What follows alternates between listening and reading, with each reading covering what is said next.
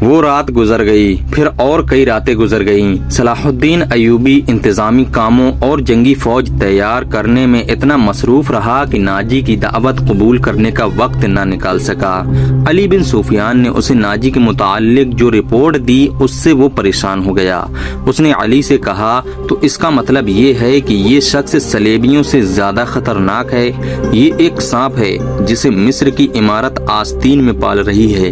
علی بن سفیان نے ناجی کی تخریب کاری کی تفصیل سنائی کہ اس نے کس طرح کن کن بڑے آدمیوں کو اپنے ہاتھ میں لیا اور انتظامیہ میں منمانی کرتا رہا۔ پھر کہا، اور جس سوڈانی سپاہ کا وہ سالار ہے وہ ہماری بجائے اس کی وفادار ہے۔ کیا آپ اس کا کوئی علاج سوچ سکتے ہیں؟ صرف سوچ ہی نہیں سکتا، صلاح الدین ایوبی نے جواب دیا، علاج شروع کر چکا ہوں۔ مصر کی جو سپاہ بھرتی کی جا رہی ہے اسے میں سوڈانی محافظوں میں گڑمڑ کر دوں گا۔ پھر یہ فوج نہ تو سوڈانی ہوگی اور نہ ہی مصری۔ ناجی کی یہ طاقت بکھر کر ہماری فوج میں جذب ہو جائے گی۔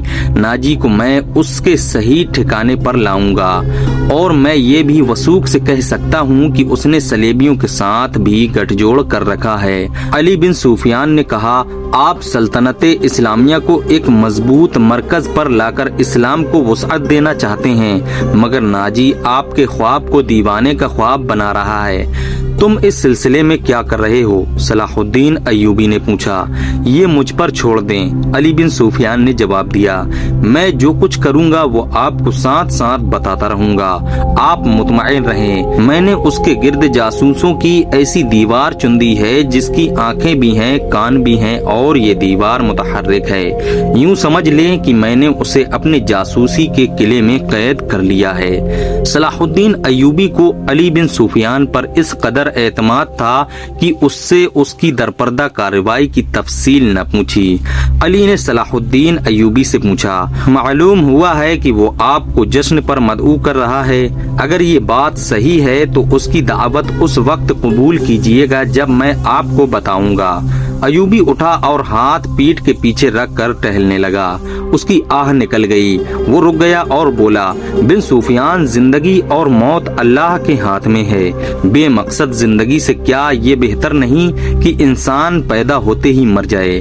کبھی کبھی یہ سوچ دماغ میں آ جاتی ہے کہ وہ لوگ شاید خوش نصیب ہیں جن کی قومی حس مردہ ہوتی ہے اور جن کا کوئی کردار نہیں ہوتا، بڑے مزے سے جیتے اور اپنی آئی پر مر جاتے ہیں۔ وہ بد نصیب ہیں امیر محترم، علی نے کہا۔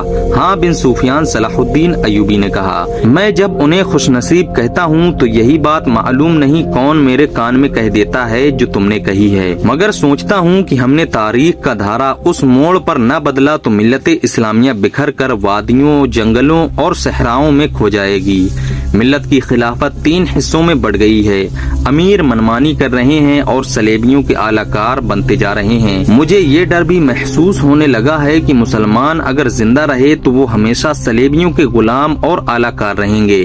وہ اسی پہ خوش رہیں گے کہ زندہ ہیں، مگر قوم کی حیثیت سے وہ مردہ ہوں گے۔ ذرا نقشہ دیکھو علی، آدھی صدی میں دیکھو ہماری سلطنت کا نقشہ کتنا سکڑ گیا ہے۔ وہ خاموش ہو گیا، سر جھکا کر ٹہلنے لگا، پھر رک گیا اور سر کو جھٹک کر علی بن سفیان کو دیکھا۔ کہنے لگا، جب تباہی اپنے اندر سے اٹھے تو اسے روکنا محال ہو جاتا ہے۔ اگر ہماری خلافت اور عمارتوں کا یہی حال رہا تو صلیبیوں کو ہم پر حملے کرنے کی ضرورت پیش نہیں آئے گی۔ وہ آگ جس میں ہم اپنا ایمان، اپنا کردار اور اپنی قومیت جلا رہے ہیں، اس میں صلیبی آہستہ آہستہ تیل ڈالتے رہیں گے۔ ان کی سازشیں ہمیں آپس میں لڑاتی رہیں گی۔ شاید اپنا عزم پورا نہ کر سکوں، میں شاید صلیبیوں سے شکست بھی کھا جاؤں گا، لیکن میں قوم کے نام ایک وصیت چھوڑنا چاہتا ہوں۔ وہ یہ ہے کہ غیر مسلم پر کبھی بھروسہ نہ کرنا، ان کے خلاف لڑنا ہے تو لڑ کر مر جانا، کسی غیر مسلم کے ساتھ کبھی سمجھوتا اور کوئی معاہدہ نہ کرنا۔ آپ کا لہجہ بتا رہا ہے جیسے آپ اپنے عزم سے مایوس ہو گئے ہیں، علی بن سفیان نے کہا۔ مایوس نہیں، صلاح الدین ایوبی نے کہا، جذباتی۔ علی، میرا ایک حکم متعلقہ شعبے تک پہنچا دو، بھرتی تیز کر دو اور کوشش کرو کہ فوج کے لیے زیادہ سے زیادہ ایسے آدمی رکھو رکھو جو جنگ کا تجربہ حاصل کر چکے ہوں۔ ہمارے پاس اتنی لمبی تربیت کا وقت نہیں۔ بھرتی ہونے والوں کا مسلمان ہونا لازمی قرار دے دو اور تم اپنے لیے ذہن نشین کر لو کہ ایسے جاسوسوں کا ایک دستہ تیار کرو جو دشمن کے علاقے میں جا کر جاسوسی بھی کریں اور شب خون بھی ماریں۔